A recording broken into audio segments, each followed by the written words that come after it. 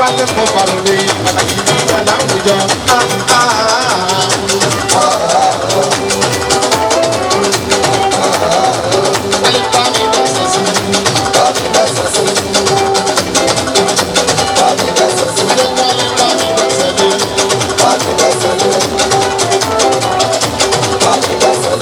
Ọkọ̀ sẹ́lá orílẹ̀ èdè ọkọ̀ sẹ́lá mo bá ròde.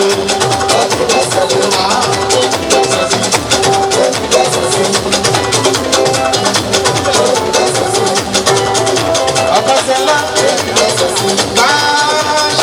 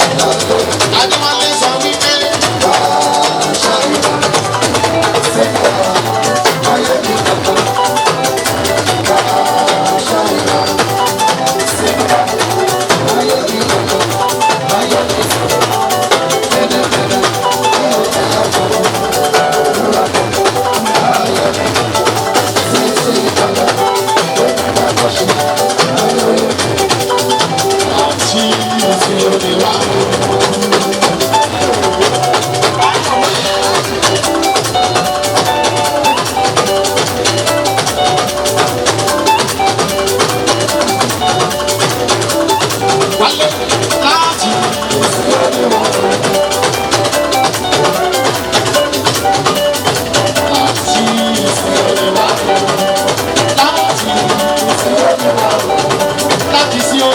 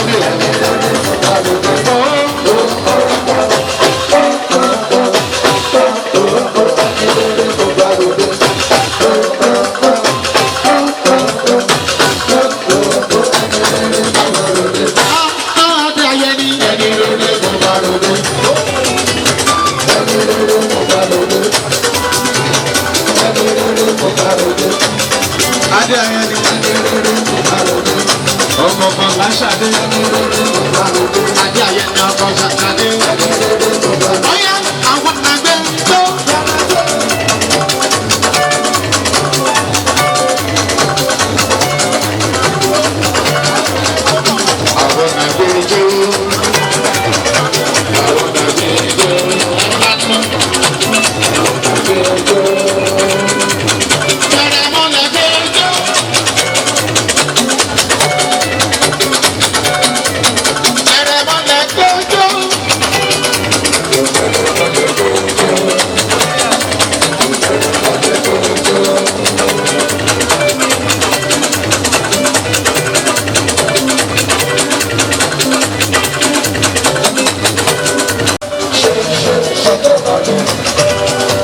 Fúnkẹ́ lójú rọ̀ lápẹ́. Adóbi bàbá. Lọ́dún ló lórí ilé. Akọ́bí bàbá. Bóyá bẹ̀rẹ̀ mọ́lẹ̀ gbogbo.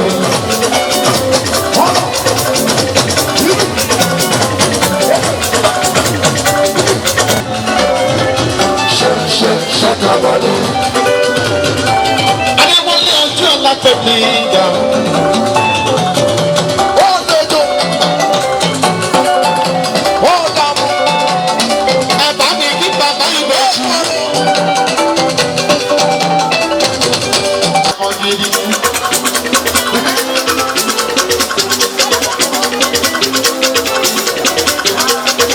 Ìlẹ̀kẹ̀ kojú síbi ìdòwò ẹ̀ ó ti yá. Ṣé ni wọ́n wá bèrè wọ́n níta lẹ́ni tó pèdè yìí? Ayébẹ́lẹ́ ló pèdè, Ayébẹ́lẹ́ ló sọ̀rọ̀, Ayébẹ́lẹ́ ló pèdè, Ayébẹ́lẹ́ ló sọ̀rọ̀, Ayébẹ́lẹ́ ló pèdè, Ayébẹ́lẹ́ ló sọ̀rọ̀.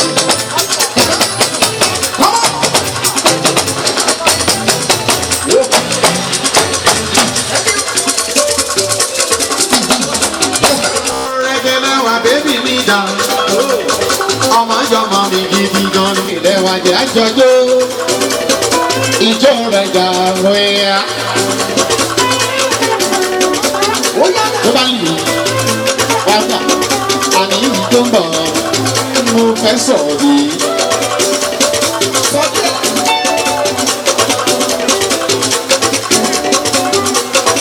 Adéwálé mi, mo rí ẹni bẹ́ẹ̀, àbúrò kóhùn kẹ́mi, l'Arizona.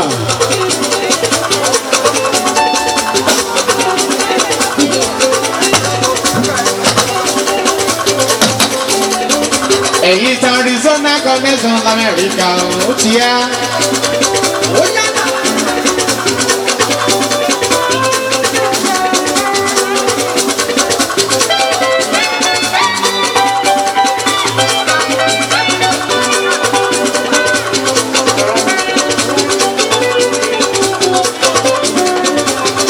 Èyí tí ayé fẹ́lẹ́ l'Arizona ló ti yá.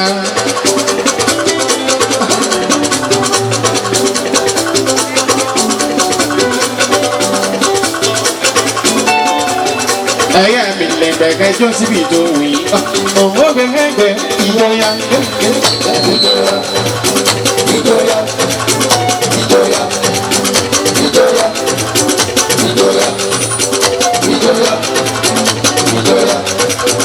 Ìjọya. Ìjọya. Ìjọya. Ìjọya. Ìjọya.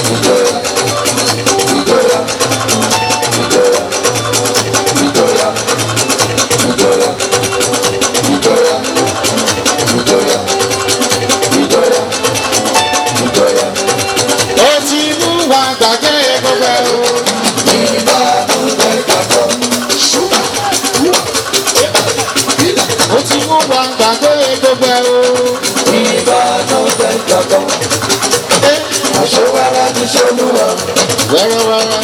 Ọba tí gbogbo tó ń bẹ, àṣewárá ní ṣolúwa. Ọba tí gbogbo tó ń bẹ. Àlọ́ ti mú wa gbàgbé gbogbo ẹ̀rọ. Ìbánu tẹ̀gbàgbọ́.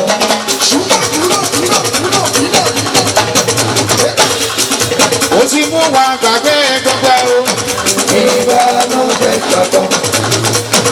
Àṣewárá ní ṣolúwa. Ọba tí gbogbo tó ń bẹ, àṣewárá ní ṣolúwa. Wẹ́rẹ́wẹ́rẹ́. Ọba tí gbogbo tó ń bẹ. Adéwálé sọ pé máa jọba lọ Olúwa. Máa jọba lọ Olúwa. Fúnkẹ́ sọ pé máa Jọba lọ, Olúwa. Máa jọba lọ, Olúwa. Fúnkẹ́ sọ pé Máa jọba lọ, Olúwa. Olúwa. Máa jọba lọ, Olúwa. Ọba ní. Ọba tá kò lè rọ̀lú, alágbára tá kò lè ṣẹ́gun ni.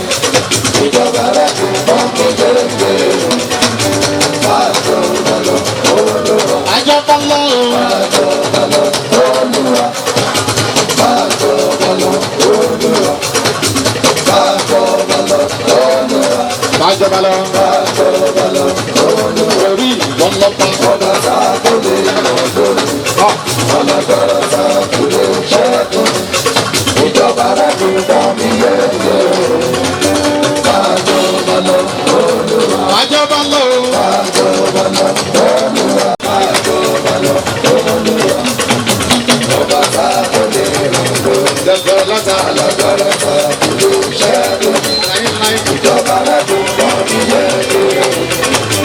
Májọba lọ Olúwa. Ènìyàn ló máa ṣe lóore òkun náà wọ́n sókè. Ọ̀fẹ́ mi ò ló ṣe mí o. Onígbàlà wọ́n tó ti olùgbàlà. Hallelujah tó wá dúpẹ́. Ènìyàn lálẹ́ alájà mẹ́ta tó jáde lọ́lẹ̀. Onígbàlà wọ́n tó ti olùgbàlà. Bẹ́ẹ̀ ènìyàn ló máa ṣe lóore àníkó náà wọ́n. Ọ̀fẹ́ mi ò ló ṣe mí o. Onígbàlà wọ́n tó ti olùgbàlà. Hallelujah tó wá dúpẹ́. Ènìyàn lálẹ́ alájà mẹ́ta tó Ó jáde láyé. olùgbàlà wọ́n tó ti olùgbàlà. Sọ pé kí o ta.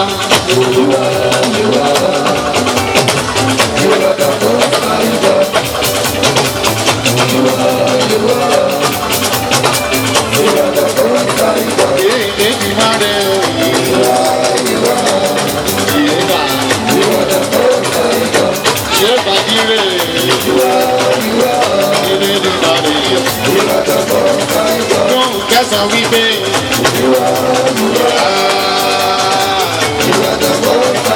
Lóhùn kẹsàn-án wípé.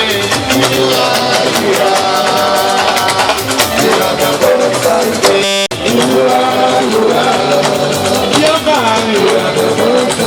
lẹ́gẹ̀dẹ̀ sọ wípé.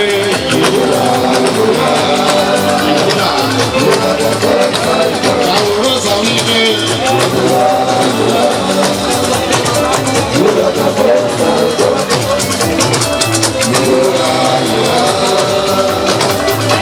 What shall we do today?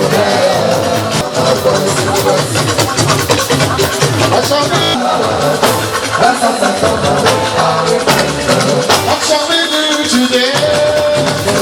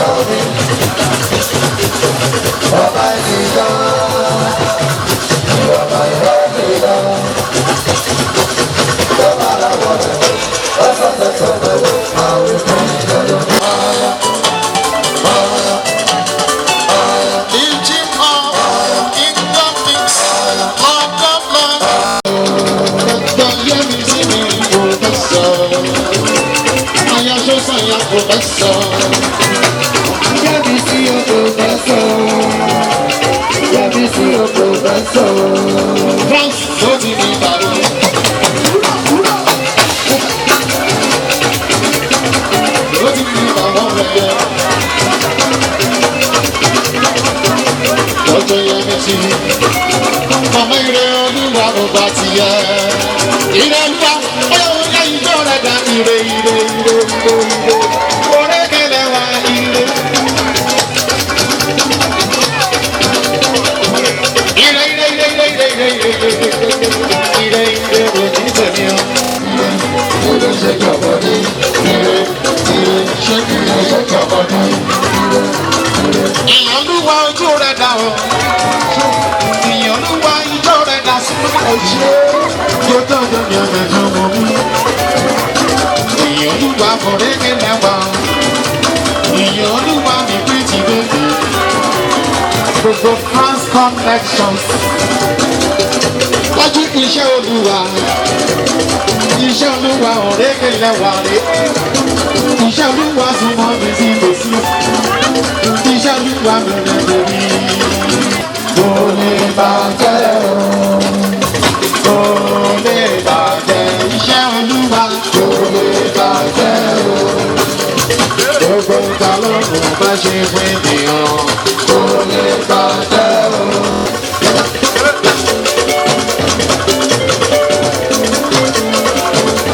Bẹ̀rẹ̀ mọ́lẹ̀ kó máa jó. Bẹ̀rẹ̀ mọ́lẹ̀ kó jó. Bẹ̀rẹ̀ mọ́lẹ̀ kó jó. Dr. Yannis tó sọ̀yà.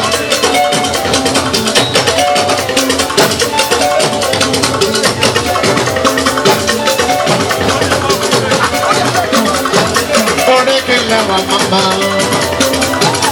Ilé olúwa bèbí. Bìtì bèbí. Ilé olúwa orékèlè wà mí dà. Tọ́jú ìlú olúwa. Ọ̀nà rẹ̀ ní sẹ́ńdẹ̀ ìjọ. Àwọn ọmọdé sọ̀rọ̀ yàtọ̀ ní ọlọ́jẹ̀gbẹ̀ sí nínú Àbújá. Àwọn ọmọdé lọ́lẹ́ ti lé ti lóde.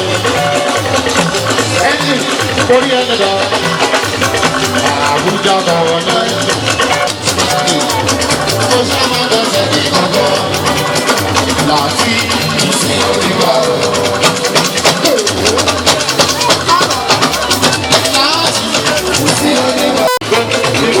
Ìjọba ti lọ ti jẹ́ láì gbọ́dọ̀ ìdìbò. Ọ̀rọ̀ wa ọ̀rọ̀ dúpẹ́. Ó jẹ́ pé Ẹ ó jẹ́ àjẹwò. Ẹ ó tún ìgbà ní. Ẹ ó jẹ́ àjẹwò. kékeré lọ. Ẹ ó tún ìgbà ní. Ẹ ó jẹ ẹ ó mú. Ẹ ó jẹ́ àjẹwò. Máa kékeré lọ. Ẹ ó tún ìgbà ní. Ẹ ó jẹ ẹ ó mú. Ẹ ó jẹ́ àjẹwò. Máa kékeré lọ. Ẹ ó tún ìgbà ní. Ọ̀rọ̀ àtọ̀kẹ́ bí wọ́n kàn yé dé.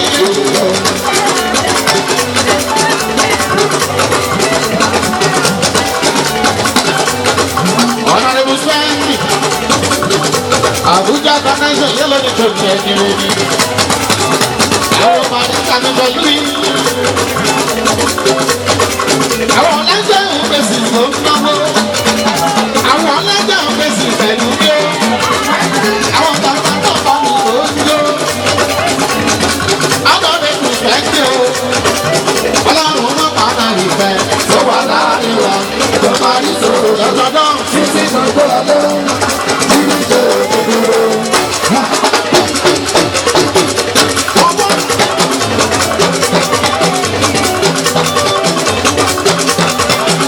Honorable Spendy, only the Dr. John, Chairman Spendy, èrè náà ó jẹ́ ọjọ́ èrè ló jẹ́. Èrè ló jẹ́ Dr. John, ẹbí Dr. John, bàbá tiwa. Chairman Spendy, Chairman Spendy, ẹni bínú dọ́dún alọ́jẹ́ wa lọ́lọ́jẹ́. Ẹni bá bínú dọ́dún alọ́jẹ́ wa lọ́lọ́jẹ́. Ẹni bínú dọ́dún alọ́jẹ́ wa lọ́lọ́jẹ́. Ẹni bínú Spendy alọ́jẹ́ wa lọ́lọ́jẹ́. Spẹ́kọ̀kan Spendy o.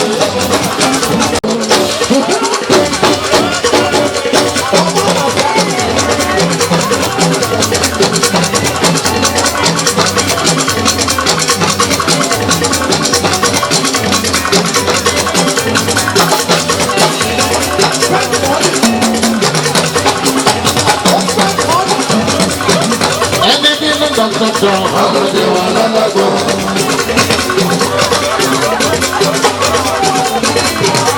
Alhamdulillah tó bá wọn bá. Ayébẹ́lẹ́. Alhamdulillah tó bá wọn bá.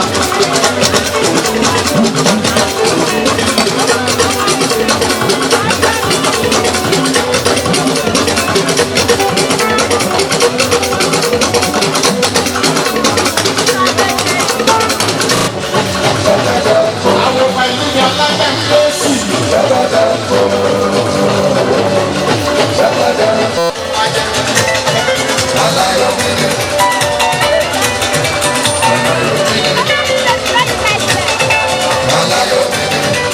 Spending our tears.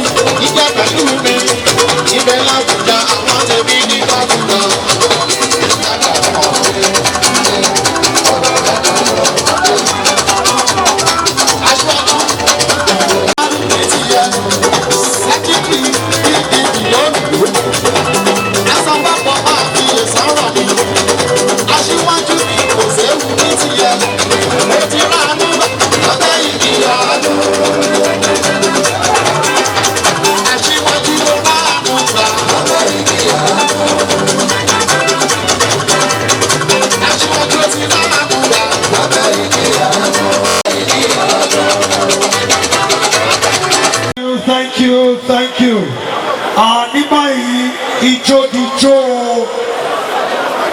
Adéwálé Ojúọlápé Adéwálé Ojúọlápé ọkọ Mọ́ráyọ̀.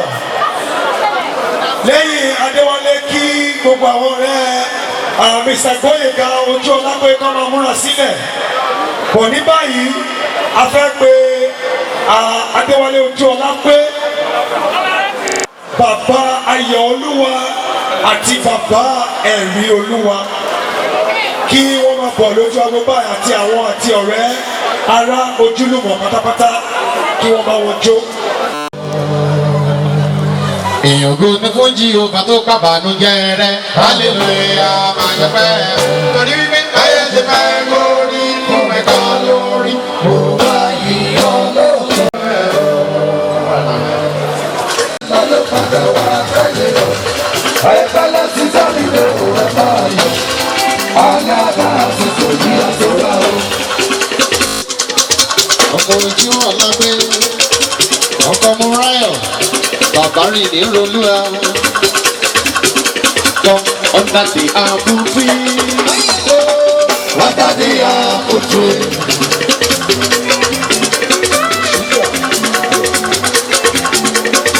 àdúmọ̀lé mo gbà tiẹ̀ ọmọláyé lórí èyí ẹ̀yán bọ́dọ̀ bí bí mo bá mi jọ.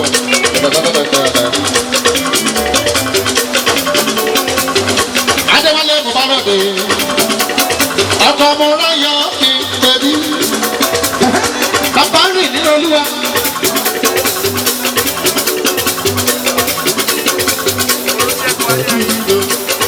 Under the apple tree.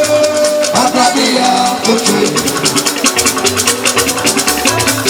Under the apple tree. Under the apple tree. L'América. L'América, l'América, l'América. L'América, l'América, l'América. Under the apple tree.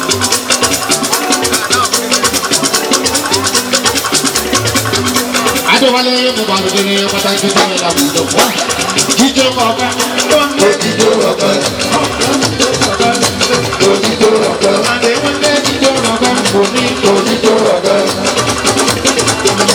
Òjijì ọ̀gá. Ojúọlápé. Òjijì ọ̀gá. Òjijì ọ̀gá. Òjijì ọ̀gá. Òjijì ọ̀gá. Adéwálé sufu yẹ. Òsùfù sùfù. Sufu adé. Òsùfù sùfù. Òsùfù sùfù. Ṣèkì Déwálé mi ṣèkì. Ìwálé mi Ṣèkì. náà ìwálé alẹ́ ní ló sáté kò sí tó mọ́.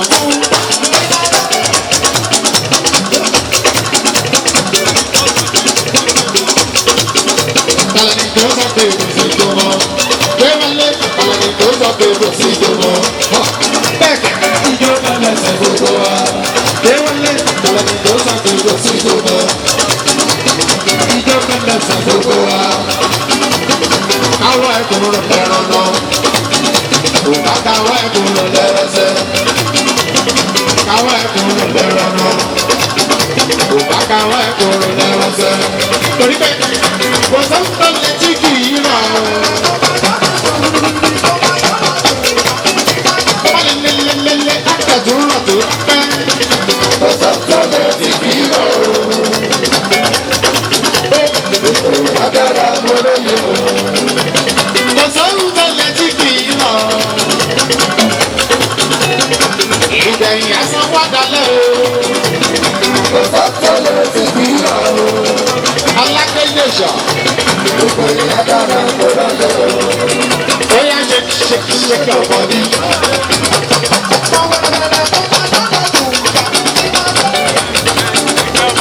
Ó yá máa ṣe ọ̀pọ̀ ní.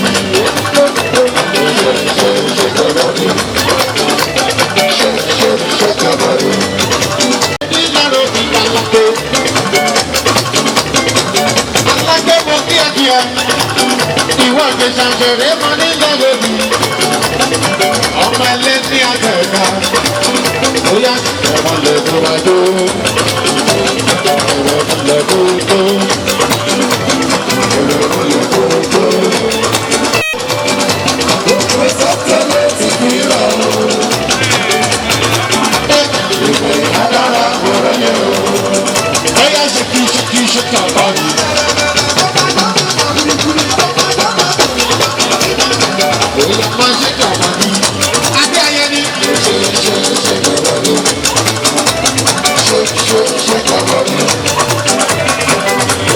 shake your body.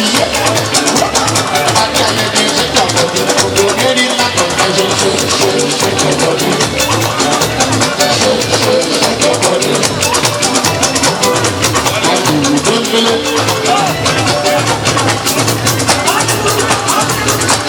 Ó lè máa dùnnú tó ń gbélé.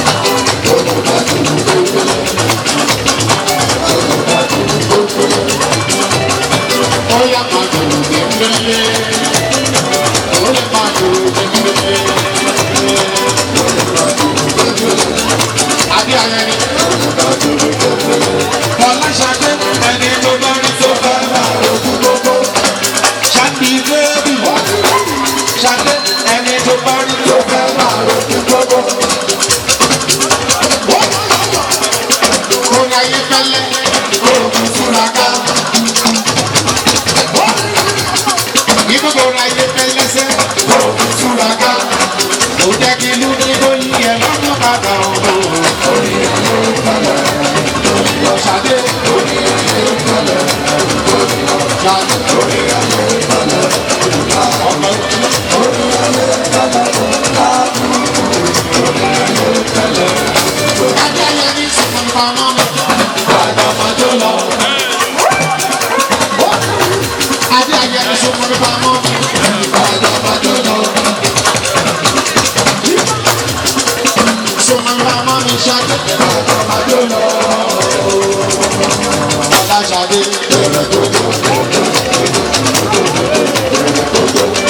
Maryland connection station. Fọláṣadé.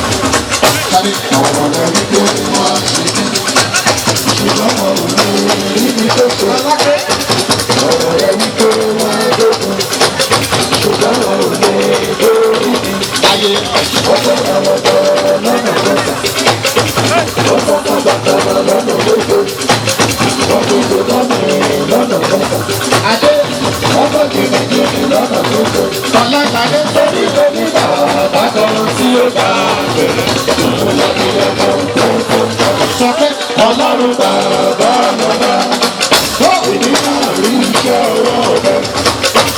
Ọlọ́run bàbá dìde, èmi máa rọ́wọ́ iṣẹ́ rẹ̀. Ọlọ́run 1930, lẹ́sẹ̀kẹsẹ̀ ni wọ́n ṣe dáadáa. Ìṣìyànà tó ga Èmi sáyé mi kò fọlọ́run òjò tó yẹ kó fún lọ́wọ́. Ọ̀rọ̀ rẹ̀ wípé wọ́n á ṣe ní. Ṣùgbọ́n wọn ò lè rí mi fẹ́ṣẹ̀. Ọ̀rọ̀ rẹ̀ wípé máa tóbi. Ṣùgbọ́n wọn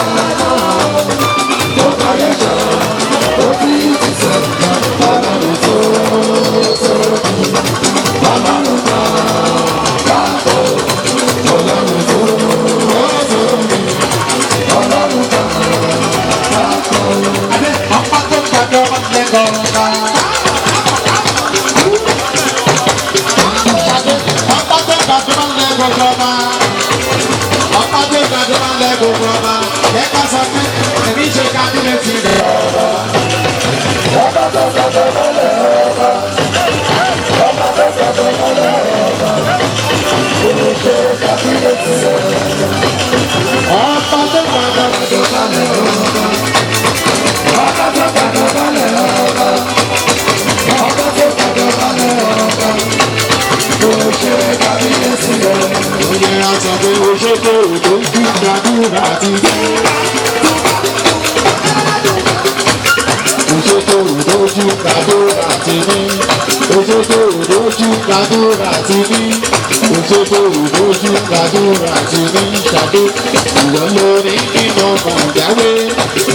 Ìwọ lórí nínú ọmọ wàdò. Ó ti rí pé ìdójú gbàdúrà ti ní. Òṣètò ìdójú gbàdúrà ti ní. Òṣètò ìdójú gbàdúrà ti ní. Àti ayẹyẹ sọ pé Òṣètò ìdójú gbàdúrà ti ní.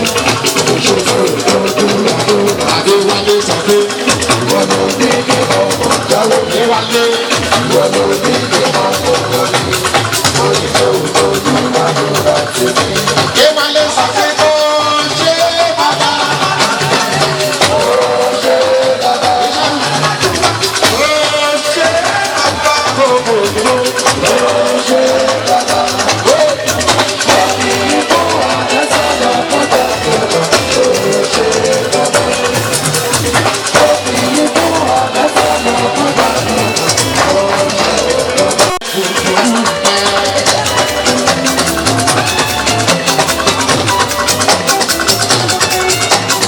Èmi dáyé rò tẹ́lẹ̀ bẹ́ẹ̀ kò lè jẹ́ gbọ́ngàn. Ó máa ń bọ̀ tán ṣẹlẹ̀ gbà ó fi ní ọ̀wọ́n. Òkè tí gbogbo wa jọjú kọ̀ tàbí. Ó ṣe bàbá mi tó sọ̀fà ló gbẹ́lẹ̀ nígbó. Ó ṣe bàbá ẹlẹ́kùn lóòótọ́. Omi lójú ṣe láyé mímọ́ ọdún lákàwé. Omi àjọba tó kọ́ sójú sọ ní ìjọ. Ìwọ̀n tàbí kánà sájú bá má tètè rẹ́lé. Tàbí kánà bá má ti yẹ. Lé ìwọ́dé tó. Ó ṣeun bàbá ẹlẹ́kùn lóòótọ́. Ẹ bá bí ní máa ní sọ̀fà ló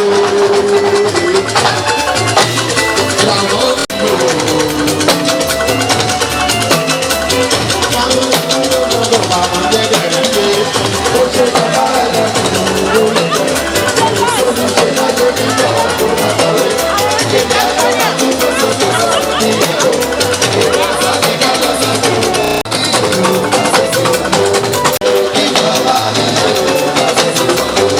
iṣẹ́ ìrànlẹ́ fọmọ gbogbo lẹ́gbẹ̀rẹ́ òkú.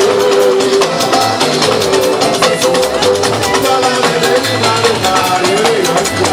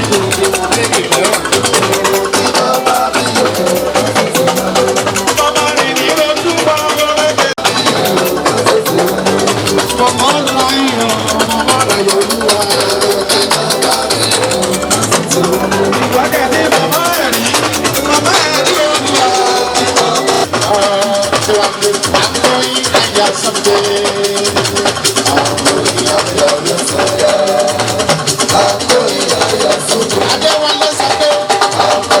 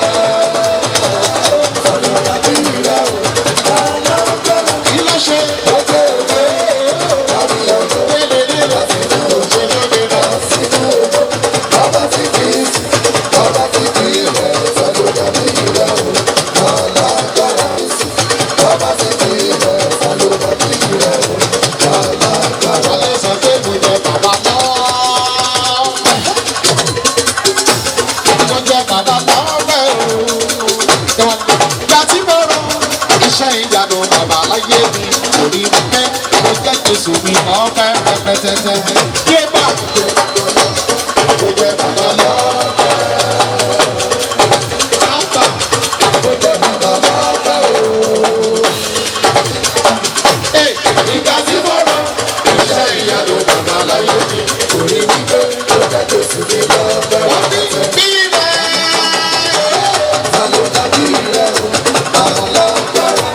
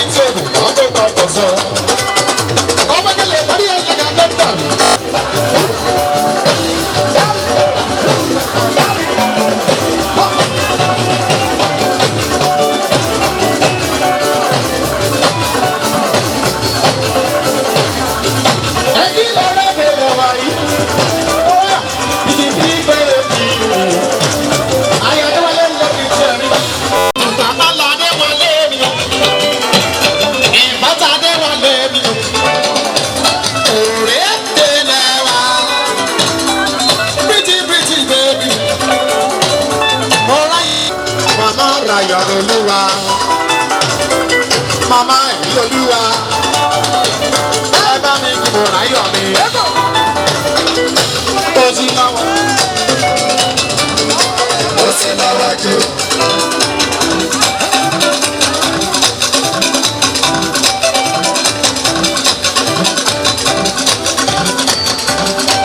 Ó ti lọ́wọ́ jù. Ó ti lọ́wọ́ jù. Moraya, ó ti lọ́wọ́ jù. Ẹbí bàbá ìbejì. Bàbá ìbejì ní àṣàn bàbá mi dà. Màmá, àwọn tèmi tilé-tilé. Ẹni tọ́lọ́ bá fi sí lọ́kàn. Jọ́njọ́n sí ìjọ ẹ̀fẹ̀ ìjọba. Ìgbà tó yàwó lọ́wọ́ bàbá mi kan kú. Ọpẹ́ lọ́wọ́ àwọn orí ẹni rà.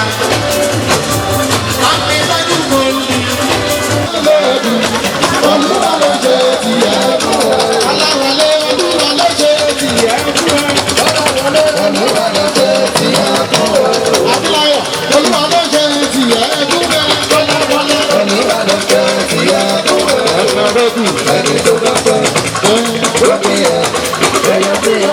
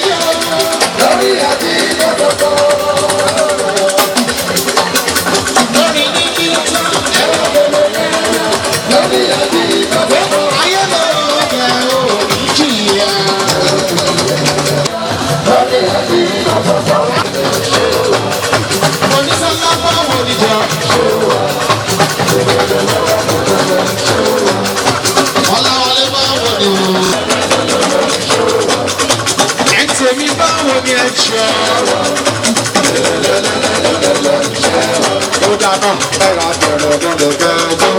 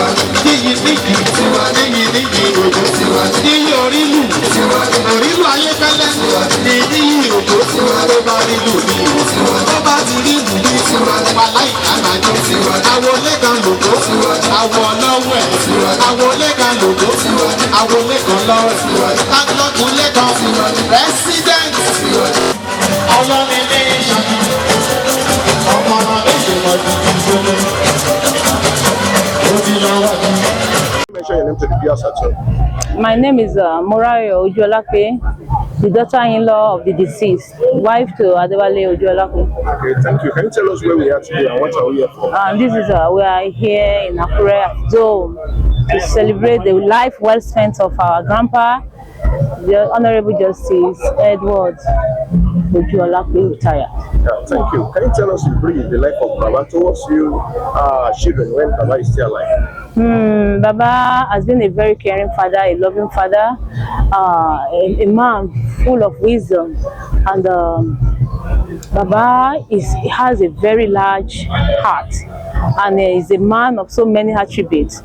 At times he acts like a mother, because my husband's mother has passed.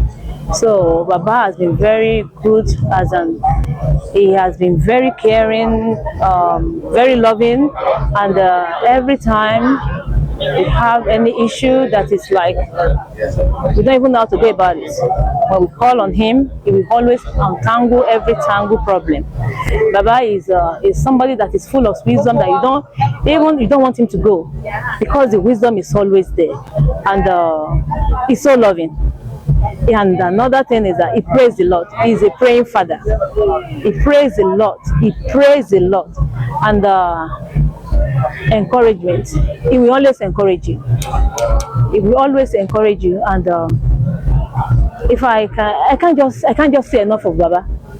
I can't say enough of him. It's too much. Thank you. What do you relate in the life of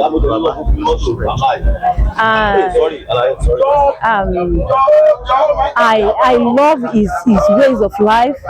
The way he prays. He lived a prayerful life, and he feared God so much. Throughout his life, he loved God.